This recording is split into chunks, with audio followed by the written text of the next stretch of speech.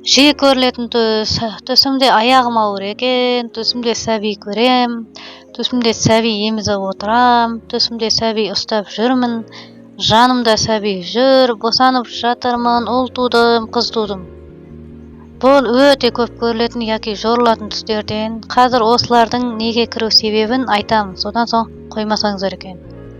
Біріншіден, бұл түстің бәрін көтере алмай жүрген әйелдер көреді, бала сүйе алмай жүрген. Ол үшін бұл көп жағдайда жорылмайды.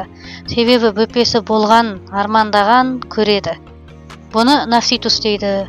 Келесі бұны тұрмыс құруға тиіс, немесе жақын арада тұрмыс құратын қыз көреді.